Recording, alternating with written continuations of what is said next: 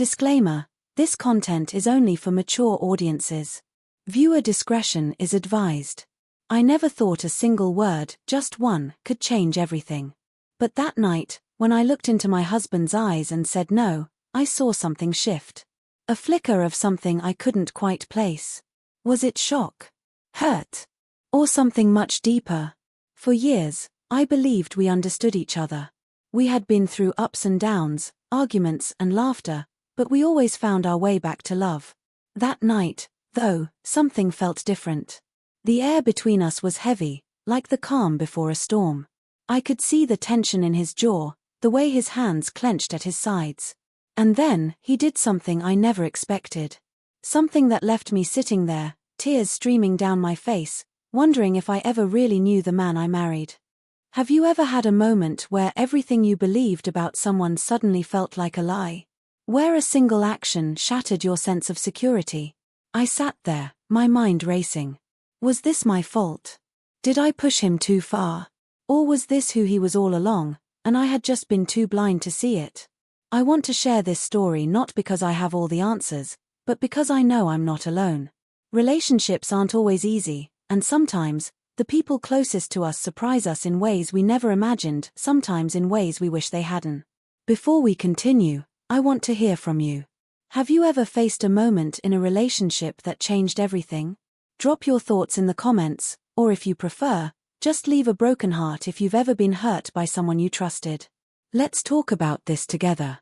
So, what did my husband do? And how did that one moment redefine everything I thought I knew about our marriage? Stay with me, because what happened next, well, it still haunts me.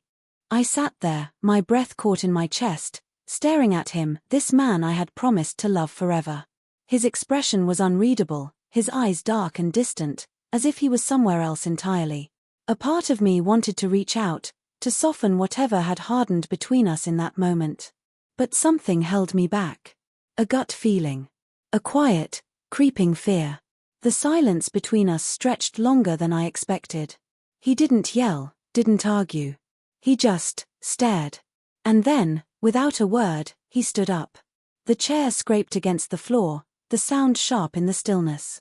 He walked past me, his movements slow, controlled, like he was holding something back. And then, just as he reached the door, he paused. For a second, I thought he might turn around, say something, anything, to break whatever this was. But he didn't. Instead, he walked out, leaving me sitting there, my heart pounding. I replayed everything in my head, searching for where things had gone wrong. Had I hurt him? Had I misunderstood the situation? We weren't the perfect couple, but we had always worked through things. He wasn't the kind of man who stormed out without a fight. But this wasn't anger. This was something else. I waited. 5 minutes. 10. Half an hour. The house was too quiet, the walls pressing in around me. My phone sat on the table, but I didn't reach for it. I didn't know what to say. Instead, I let my mind drift back to the past, to the little moments I had brushed off. The way his jaw tightened when I disagreed with him. The way he sometimes went silent instead of arguing. The way his love had felt just a little heavier in the past few months, like something unspoken had settled between us. I stood up and walked to the window, peering into the night. His car was still in the driveway. He hadn't left. So where was he?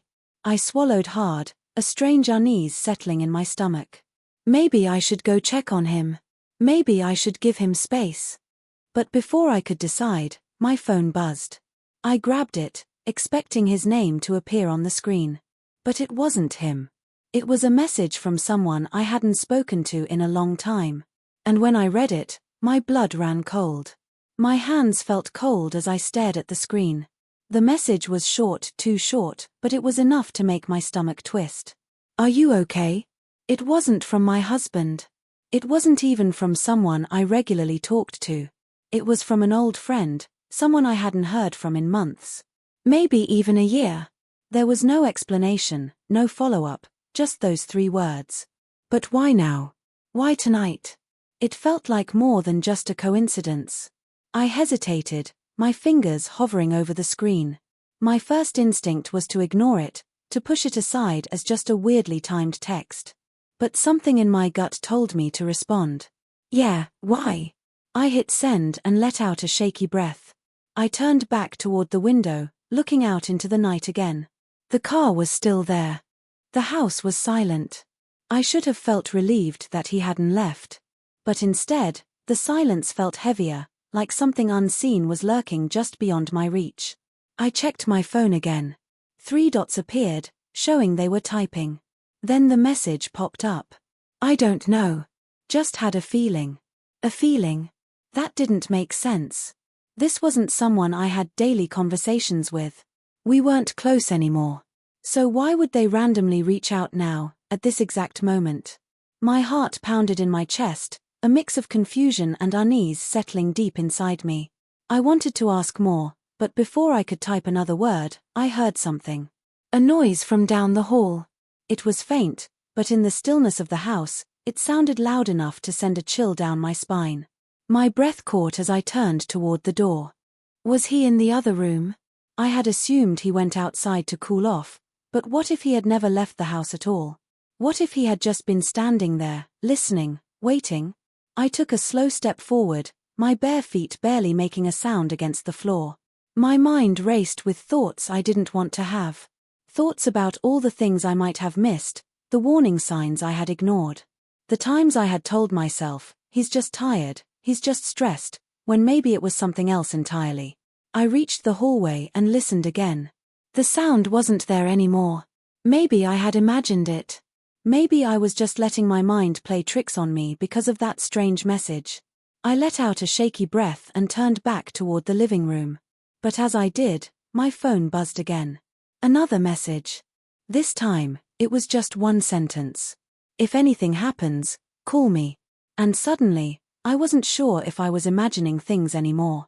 My pulse quickened as I stared at the message on my screen.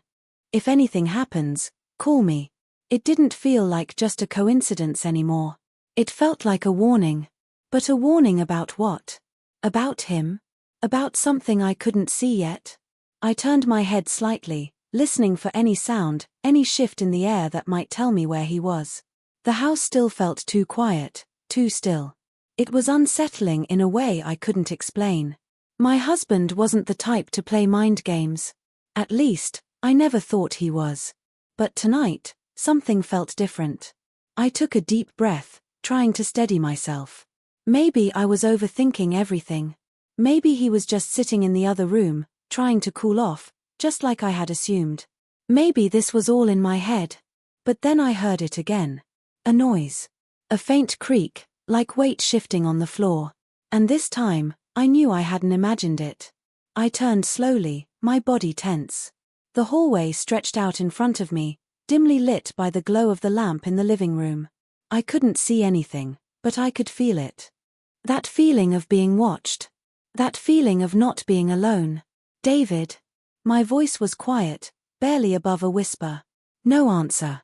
I swallowed hard. Maybe he was just waiting for me to say something more, waiting for me to explain why I had said no. But why did it feel like something else was happening? Like this was no longer just about that one word. I took a step forward. The air felt heavier with every inch I moved. The closer I got to the hallway, the more my skin prickled, like my body was screaming at me to stop. And then, just as I reached the entrance to the hall, something moved. Not a shadow. Not a trick of the light. Something moved. I gasped and stepped back, my heart slamming against my ribs. My phone slipped from my fingers and hit the floor with a dull thud, but I barely noticed. Every nerve in my body was on high alert now. I forced myself to look, to really look. My eyes adjusted to the darkness, scanning the hallway for what I knew I had seen. And then I saw him. Standing there. At the end of the hall. He wasn't hiding. He wasn't trying to sneak up on me. He was just standing there, completely still, his face unreadable in the shadows. David. I said again, my voice shaking now. Still, he didn't answer. He just stood there, unmoving. Watching. And in that moment, I knew whatever was happening tonight, whatever had changed between us, it wasn't over. Not yet. I couldn't move. I couldn't speak. I just stood there, my breath shallow, my pulse racing as I stared at him. He wasn't doing anything, just standing there at the end of the hallway, watching me. And somehow, that was worse than if he had yelled or gotten angry. The silence, the way his presence filled the space like an unspoken threat, made my skin crawl. "David," I tried again, forcing my voice to stay steady. "What are you doing?" Still, he said nothing. He didn't blink. He didn't shift. It was as if he were waiting. For what? I had no idea. But I knew, deep down, that something about this moment had shifted our entire relationship into something I didn't recognize. I needed to break whatever this was. I needed to move, to do something. My phone was still on the floor, the screen dim, but I knew the message was still there. "If anything happens, call me." My fingers twitched at my side, and I took the smallest step back. The wooden floor creaked beneath my weight, and in that instant, David finally moved. It was subtle. A tilt of the head. A shift in his posture. But it was enough. My heart pounded as I took another step back, this time more deliberate. "I don't understand what's happening," I whispered, more to myself than to him. And then, finally, he spoke. His voice was quiet, unnervingly calm. "You don't." I swallowed hard. "No, David, just talk to me. Please." He took a step forward. My entire body tensed. "You've been lying to me," he said. My breath caught in my throat. "What?" "No, what are you talking about?" His eyes flicked toward the phone on the floor, then back to me. "Who texted you?" The question hit me like a slap. For a second, I was too stunned to answer. How did he know? Had he seen it? Heard it? Or was this just some wild, paranoid guess? "David, it was just a friend," I stammered. "It's nothing. Why are you acting like this?" His jaw clenched. "Because I know."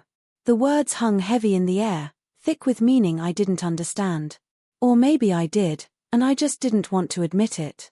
Something about his tone, the way he stood there, made me realize that whatever this was, it wasn't just about tonight. This had been building, growing, festering beneath the surface. And I had been blind to it. I had two choices: stay and try to make sense of whatever was happening, or grab my phone and run. What would you do?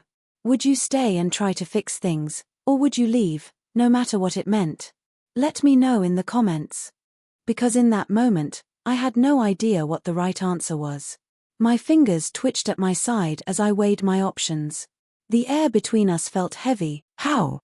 I looked down, and my stomach dropped. The phone on the floor wasn't mine at all. It was his. A cold realization crept over me. I had been so focused on the tension, so caught up in my own fear, that I hadn't noticed what was right in front of me. He had taken my phone when I wasn't looking. My breath caught in my throat. "David, give me my phone." His expression didn't change. He simply turned the screen toward me. And then I saw it, my messages were open. Not just the last one. "You're reading into something that isn't there." His jaw clenched. "Then why did they tell you to call them if anything happens?" I had no answer. Because truthfully, I didn't know either. But suddenly, I wasn't sure if that message had been a warning about David, or something else entirely. My heart hammered in my chest, every nerve in my body screaming for me to get out. I reached the front door and fumbled with the lock. My hands were shaking so badly that I couldn't get a grip. Behind me, I heard David's footsteps quicken. I forced myself to focus, turning the knob just as he reached out, his fingers brushing my wrist for the briefest moment before I yanked the door open and bolted outside. The night air hit me like a shock. Cold. Crisp. A stark contrast to the suffocating heat inside the house. I kept running, down the steps, across the driveway, ignoring the sound of David calling after me. My mind raced as I glanced down at my phone, the unknown number still flashing on the screen. I hesitated for half a second before answering. "Hello." My voice was raw, breathless. There was silence on the other end. Then, finally, a voice. "You need to get away from him. Now." The blood drained from my face. "Who are you?" There was another pause before the voice whispered, "He's not who you think he is." A chill ran down my spine. I turned, looking back at the house, at the man I had shared my life with. He was standing in the doorway now, watching me. But something had changed. His expression was no longer one of anger or suspicion. It was something else entirely. Something darker. I didn't wait to find out more. I turned and ran down the street, the voice in my ear guiding me. I didn't know who they were. I didn't know what they knew. But for the first time that night, I knew one thing for sure. Saying no to David had only been the beginning. And I had just uncovered a truth I wasn't sure I was ready to face. What do you think happened next? Would you have run, or would you have stayed to demand answers? Let me know in the comments, and if you want a sequel, don't forget to like and subscribe. This story might not be over yet.